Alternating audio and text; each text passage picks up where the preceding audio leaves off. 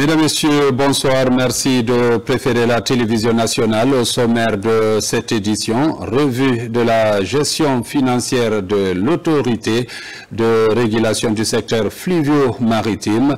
Plusieurs recommandations sont aussi faites pour améliorer le fonctionnement. Le temps fort dans ce journal. Des boursiers guinéens s'apprêtent à rejoindre le Maroc pour poursuivre leur cursus. Tous s'engagent à revenir servir la Guinée pour son développement. À Kindia, les promoteurs des écoles de santé et encadreurs échangent sur la qualification du système d'enseignement professionnel.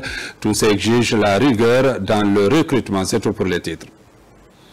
Une fois encore, bonsoir et bienvenue dans ce journal. Mise en service de 2 centrales solaires dans la préfecture de Dinguiraye et Sigiri. La réalisation de ces infrastructures énergétiques traduit la volonté du chef de l'État à réduire l'inégalité dans la fourniture de l'électricité dans le pays. Reportage Nabi Kamara. 2 nouvelles infrastructures énergétiques fonctionnelles depuis vendredi à l'intérieur du pays.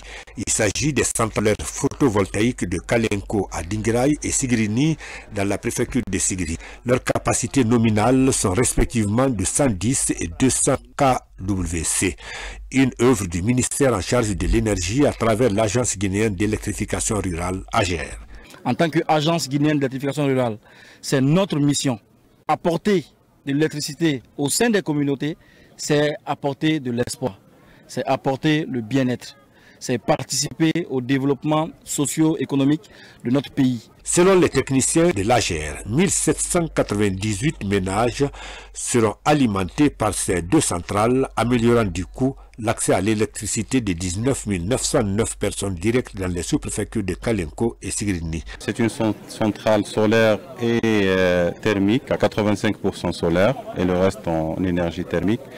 Ça a été réalisé par des équipes en 100% locales et on est fiers de présenter ça, qu'on va exploiter pendant une durée de 20 ans et la maintenir et distribuer et vendre de l'électricité ici. Cet événement s'inscrit dans la dynamique de mise en œuvre de la politique énergétique nationale conduite sous le leadership éclairé de son Excellence Monsieur le Président de la République, le général Mamadi Doumbouya. Il traduit notre ambition collective, c'est une ambition proprement collective, de garantir à chaque Guinéenne et Guinéen qu'ils vivent en zone urbaine ou rurale un accès durable, fiable et abordable à l'électricité. Ces réalisations confirment ainsi l'engagement du président Mamadi Doumbouya à promouvoir les énergies renouvelables et réduire l'inégalité d'accès à l'électricité entre les zones urbaines et rurales. Dans le domaine du transport, l'autorité de régulation du secteur fluvio-maritime examine la gestion financière de la structure. C'est en faveur de la session ordinaire du conseil d'administration pour le compte de l'exercice 2025.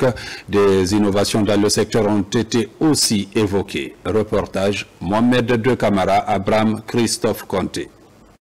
L'une des missions de l'autorité de régulation du transport fluvio-maritime est de fixer les normes en matière d'exploitation du trafic dans les chenaux des fleuves, également programmer et contrôler le mouvement des navires et des remorqueurs, entre autres. Les acteurs impliqués dans cette mission sont en conclave pour statuer sur le document que la direction générale a soumis au Conseil, mais également se pencher sur les réformes que l'autorité compte engager dans ce secteur névralgique de l'économie guinéenne. La session nous a permis d'examiner et d'approuver ces documents importants de gestion, notamment le rapport de gestion du premier semestre, mais aussi pour le reste de l'année, réajuster le budget. On a passé en revue le premier rapport de gestion qui porte sur le premier trimestre. Nous avons constaté qu'il y a eu des prévisions qui ont été atteintes, il y a d'autres prévisions qui n'ont pas été atteintes.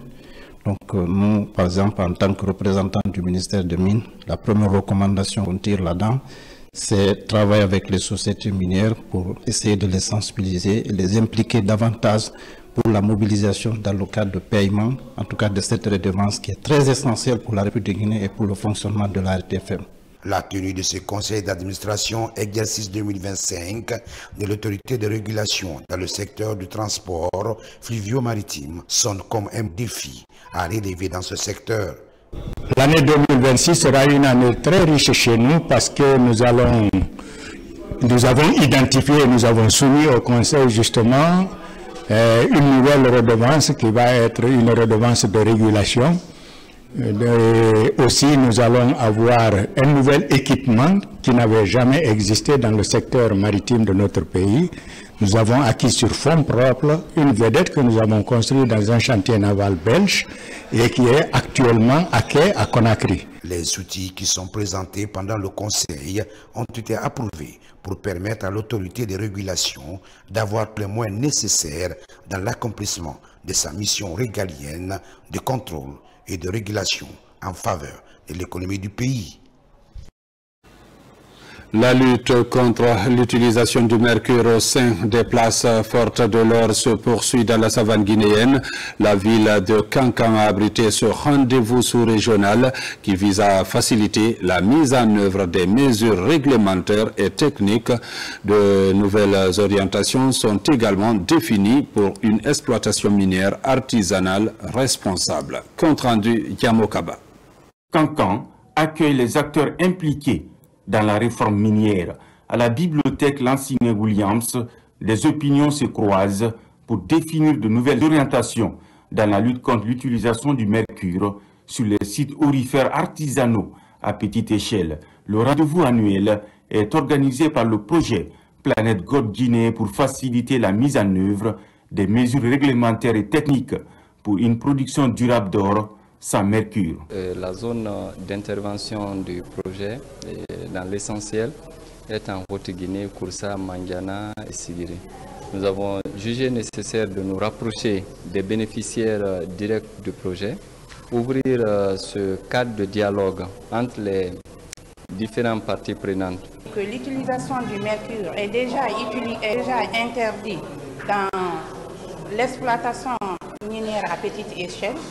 Si le projet est venu nous accompagner et faire comprendre à la communauté les enjeux du mercure, on ne fera que saluer et appuyer le projet. Au cœur des échanges, plusieurs thématiques ont été abordées pour le bien-être des artisans miniers, notamment des mécanismes de financement sans mercure, des solutions en offensive contre les violences basées sur le genre, également explorées pour répondre aux multiples aspirations. Les présentations qu'on a déjà suivies montrent à suffisance effectivement qu'il y a problème sur le terrain. Nous, en tant que des services techniques, nous œuvrons dans ce sens-là pour que nous puissions sensibiliser, nous puissions ramener nos exploitants à réduire l'utilisation du mercure, s'il faut dire, à laisser l'utilisation du mercure. Cette rencontre va nous permettre d'éviter nombre d'impacts du mercure dans nos milieux d'exploitation. Après avoir projeté les acquis du projet, un nouveau plan est adopté par toutes les parties prenantes pour sauver des vies. Une démarche porteuse d'espoir pour une exploitation artisanale de l'or sans mercure et sans violence. À Farana, vulgarisation de l'arrêté conjoint portant création, attribution, organisation et fonctionnement des commissions régionales, préfectorales et sous-préfectorales de défense et de sécurité. Il s'agit d'outiller les membres du comité en technique de sécurisation des élections. Reportage Ibrahima Willem Fofana, Silati Kourouma.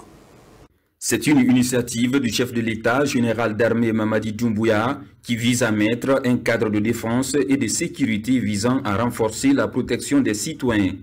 Pour l'exécution de ce plan de défense sécuritaire, un programme de renforcement des capacités des acteurs est conçu et exécuté par le Centre national de formation et de perfectionnement des cadres et élus locaux. L'initiative a regroupé l'ensemble des acteurs concernés au niveau régional ici à Farana. Après cet atelier, les attentes, c'est vraiment les participants de démultiplier ces formations pour que les autres membres qui n'ont pas eu la chance d'être présents lors de l'atelier, qu'ils puissent s'approprier du contenu de ce document. Cet arrêté conjoint arrive au bon moment pour traiter toutes ces questions de sécurité et de défense au niveau non seulement national, au niveau régional, au niveau préfectoral et aussi au niveau communal. L'arrêté conjoint qui fait l'objet de cette vulgarisation est le fruit de la collaboration des 3 départements ministériels, à savoir la défense nationale, la sécurité et la protection civile et l'administration du territoire et de la décentralisation. La vulgarisation de ce texte nous permet de comprendre nos rôles en temps de crise et également en temps de guerre et comment coordonner tout ça avec l'ensemble des acteurs ici présents. Les facilitateurs ont permis à ce que l'Assemblée puisse prendre l'essentiel du document et les questions qui ont suivi ont permis à tous les participants de comprendre l'essentiel de l'arrêté conjoint. Ce présent atelier cadre avec la volonté du chef de l'État général Mamadi Doumbouya qui préside le Conseil supérieur de défense et de sécurité nationale. Une initiative qui reflète la restauration de l'autorité de l'État. Cette année 2025, 150 étudiants ont été recensés par le Service national des bourses extérieures afin de poursuivre leurs études au Royaume du Maroc. Peu avant leur départ, une cérémonie de lecture d'engagement a été organisée afin de comprendre le sens de cette autre aventure qui s'annonce pour eux. Reportage Makeme Keleti Donzo. Ils sont au nombre de 150 boursiers à bénéficier cette année de la convention éducative bilatérale entre la Guinée et le Maroc. Ces étudiants sont sélectionnés dans le strict respect des normes indiquées. Parmi les critères figurent le bon classement au bac et la jeunesse, soit maximum 3 ans d'âge. Un travail du Service national des bourses extérieures SNAB en collaboration avec l'Agence marocaine de coopération internationale AMSI. Les bénéficiaires promettent d'accomplir leur cursus avec sérieux et rigueur. Aujourd'hui, je suis remplie d'une immense joie et d'une grande fierté parce que recevoir non seulement nos attestations, les félicitations et la bourse surtout, c'est vraiment un privilège pour nous. Voilà. Nous avons promis devant l'État que lorsque nous allons finir de nous former au Maroc, que nous allons revenir pour servir notre nation. L'ambassade joue un rôle de coordination. Elle interagit directement avec le SNAB pour la mise en place d'un dispositif de suivi. On est fiers d'avoir autant de jeunes Guinéens rejoindre le Royaume et nous sommes très satisfaits de l'excellence de cette coopération qu'on a, mais aussi des résultats que l'on voit au cours de ces décennies. Pour les responsables étatiques, cette cohorte de jeunes doit faire preuve de responsabilité et de sérieux pour décrocher les meilleurs résultats. Vous avez un vrai challenge à relever et grâce à vous, de par votre comportement, d'autres étudiants guinéens pourront bénéficier de bourses. Vous quittez la Guinée, vous allez au Maroc. Vous ne serez pas seul. Les autorités vont vous accompagner entièrement. La durée des études varie selon les accords et les programmes choisis. Ces 150 jeunes sont accompagnés par leurs parents pour cette prestation d'engagement avant le démarrage de cette nouvelle aventure. Et pour faire avancer les programmes de formation pour une meilleure qualification du système, les enseignants et fondateurs d'écoles privées de santé se donnent rendez-vous à Kindia. Le mode de recrutement à partir du secondaire pourrait être revu. Falilou Diallo. La Guinée compte ainsi réorganiser ses programmes d'enseignement au niveau professionnel. Pour cette première étape, les écoles de la santé sont concernées. Aujourd'hui, le regard est que nous sommes dans le processus de qualification. Et qui parle de qualification va forcément parler de 3 choses, à savoir l'infrastructure, le contenu de formation, les formateurs, c'est-à-dire les enseignants. Et aujourd'hui, nous venons de lancer l'élaboration des programmes par rapport au contenu de formation livré au niveau des écoles privées. Ainsi, la lutte contre la déperdition scolaire sera assurée. Les élèves auront des débouchés pour éviter le chemin de l'exil. La Kindia, le professionnel de la santé, se concerte pour inverser ce paradigme. Avec l'enseignement technique aujourd'hui, ce programme qui va être élaboré et mis en œuvre, ça va aider les gens qui vont aller jusqu'en terminale échouée là. Donc ça va les aider aussi à être intégrés dans les écoles professionnelles. Et vous voyez ça va être un atout pour l'enseignement et en même temps la population guinéenne. Le baccalauréat en Guinée, le taux d'échec est très élevé. Les jeunes sont en général abandonnés à eux-mêmes. Parce qu'ils n'ont plus d'autres solutions. Ils ne peuvent pas aller à l'université, il y a beaucoup qui ne veulent plus reprendre.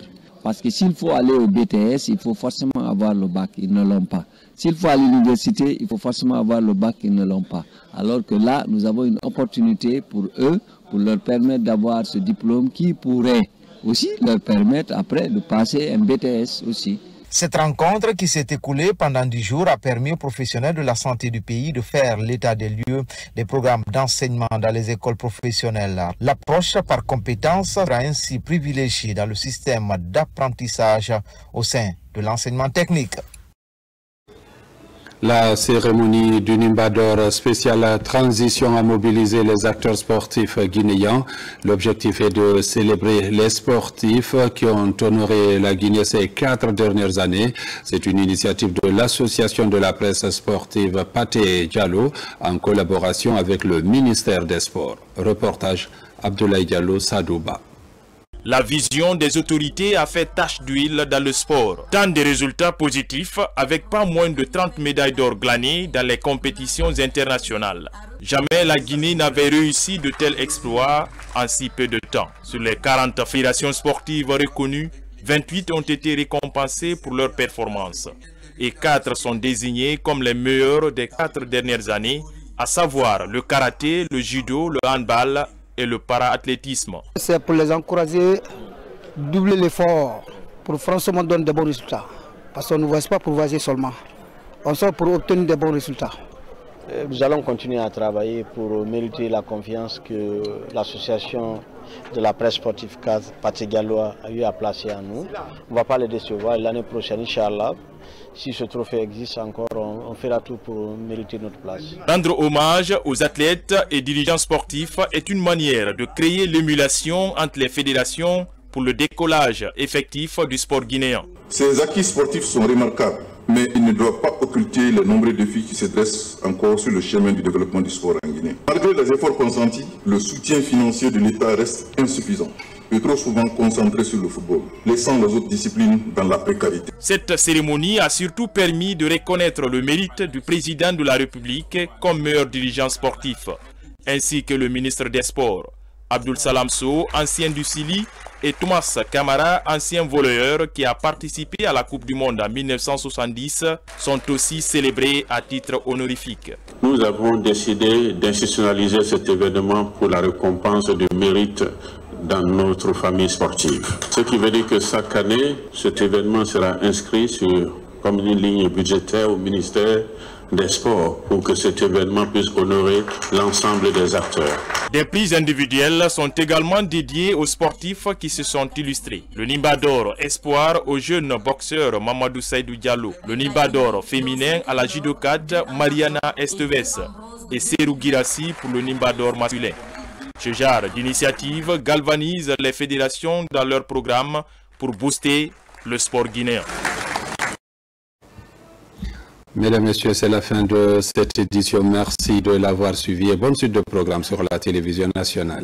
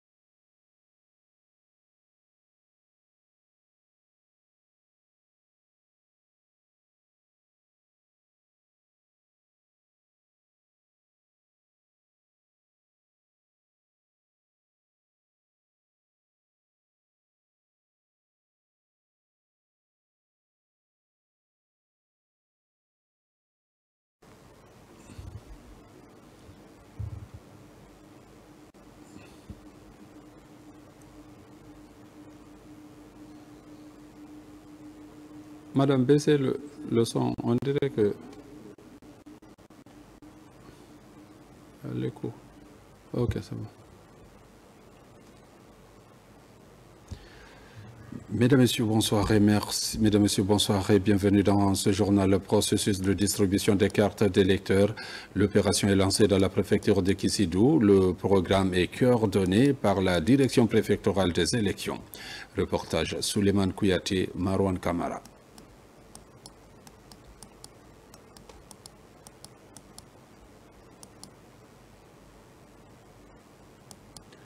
À Djissouma, dans la préfecture de Dalaba, les fils ressortissants se donnent la main.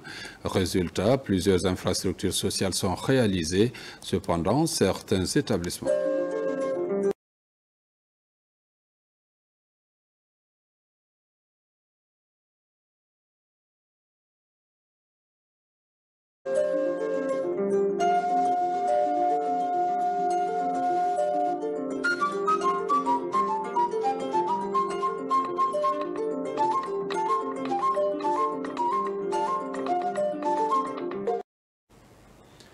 Mesdames, Messieurs, bonsoir et bienvenue dans ce journal. Processus de distribution des cartes d'électeurs.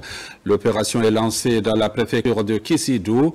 Le programme est coordonné par la direction préfectorale des élections. Reportage Souleymane Kouyaté, Marouane Kamara. Au quartier d'Ounoukono, dans la préfecture de Kisidou, les opérations de distribution des cartes d'électeurs ont démarré.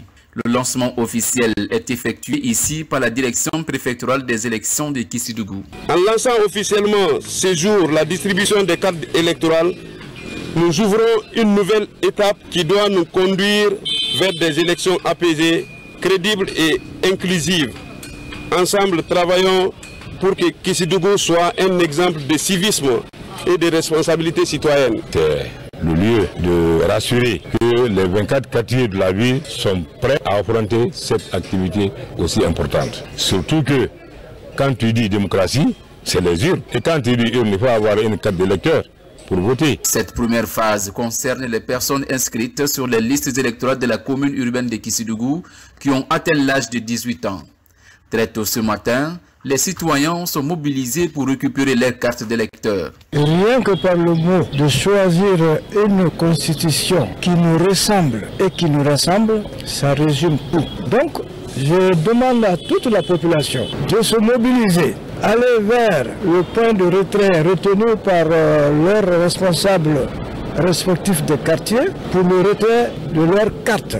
Ces cartes-là constituent le premier document de base. Ça va leur permettre de participer au processus électoral en Guinée. Ils auront leur droit de vote. Ce processus de distribution des cartes permettra à chaque citoyen en âge de voter de disposer désormais de son document électoral biométrique.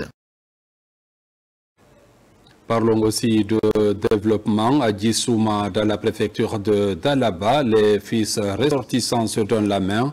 Résultat, plusieurs infrastructures sociales sont réalisées. Cependant, certains établissements scolaires de la localité manquent d'enseignants. Un appel est lancé. Compte rendu, Alpha Isiagaba. La localité de Djissouma, commune rurale de Mafara, dans la préfecture de Dalaba. Grâce aux fils ressortissants de Djissouma, plusieurs infrastructures sociales de base ont été réalisées. Aujourd'hui, les habitants de Djissouma font face à plusieurs défis liés à un manque crucial d'enseignants dans les différents établissements scolaires. Nous avons un manque car d'enseignants au niveau de notre préfecture ici. L'année dernière, le n'a pas fonctionné par manque non seulement d'enseignants, par manque d'élèves aussi. Cette retrouvaille entre les fils ressortissants de Djissouma est couplée d'une cérémonie de lecture. Les populations de Djissouma prient pour la paix et le vivre ensemble. Aussi, les populations saluent les acquis du CNRD. On profite de ça pour magnifier les œuvres salutaires du président de la République, tout ce qu'il est en train de faire pour notre pays. Donc on est là dans ce sens. Les fils ressortissants de Djissouma formulent des plaidoyers pour la construction des infrastructures routières qui constituent aujourd'hui un véritable défi pour les habitants de Djissouma. Pour la paix et un référendum apaisé en Guinée, les femmes musulmanes de Guinée multiplient les prières et les invocations pour implorer la grâce divine. Cette séance de lecture du Saint-Coran au centre islamique de Donka traduit l'attachement des femmes musulmanes de Guinée aux valeurs fondamentales de l'unité, de solidarité et du vivre ensemble. Reportage Sona Sagnou. À Conakry, les femmes musulmanes se mobilisent pour la paix. Réunies au centre islamique de Donka, elles ont multiplié prières et invocations, récitant plusieurs fois le Saint-Coran. Leur objectif, implorer la grâce divine pour la cohésion sociale et un référendum apaisé en Guinée. Nous avons organisé cette cérémonie de lecture du Saint-Coran pour implorer le Tout-Puissant Allah. Face à tous les événements qui nous attendent, nous, notre seule force, c'est de demander au Tout-Puissant Allah de nous guider. Sans la paix, on ne peut pas développer un pays. Et nous voulons que la Guinée soit développée. Sous le signe de la paix et de l'unité nationale, cette initiative traduit l'attachement des femmes musulmanes aux valeurs fondamentales, solidarité, unité et vivre ensemble. Un sentiment de satisfaction d'avoir l'ensemble des femmes musulmanes de Guinée se mobilisent pour intensifier la séance de lecture du Saint-Coran, invoquer les noms sacrés d'Allah et implorer sa clémence afin que le vote des élections référendaires se passe dans l'unité, dans la paix. En tant que ministre secrétaire général des affaires religieuses, je dois soutenir les idées de ces femmes, je les remercier, exprimer toute nos gratitude. Et nous avons demandé à eux d'appeler tous les Guinéens aux idées de la paix. C'est le message des femmes elles-mêmes. Elles disent qu'elles nous ont invités à la lecture du Coran parce qu'elles souhaitent que la campagne électorale se passe dans la paix, l'harmonie et l'unité nationale. Et surtout de faire comprendre aux citoyens guinéens, à l'ensemble des populations, que nous avons besoin de paix. Un grand moment de ferveur religieuse, ces femmes entendent continuer à jouer leur rôle dans la promotion de la paix et du vivre ensemble en Guinée. Les cérémonies de prière se multiplient en Guinée. Le but, promouvoir la consolidation de la paix dans le pays et stimuler aussi le vivre ensemble. Mikini Moussa Kamara.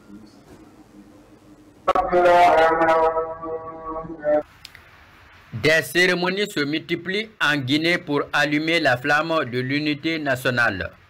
À Dixine, la direction communale de la jeunesse prie en faveur d'une cohabitation harmonieuse en Guinée. Parce que sans la paix, rien ne peut être possible. Donc, au nom de mon ministre de la Jeunesse et des Sports, M. Mamadou Selou Baldé, au nom de M. le maire de la commune de Dixine, au nom de Madame la secrétaire générale, nous disons qu'il faut qu'il y ait la paix.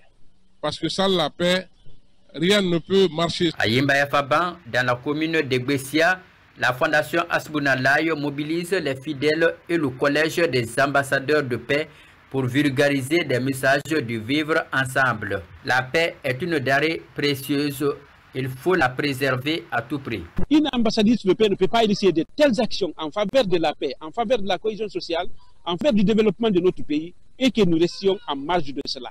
Donc nous sommes ici pour l'accompagner, l'encourager et lui prouver que la paix c'est notre affaire. Au large du Rio Pongo, une action de dévotion est organisée par la fondation Adja Islam Baldé.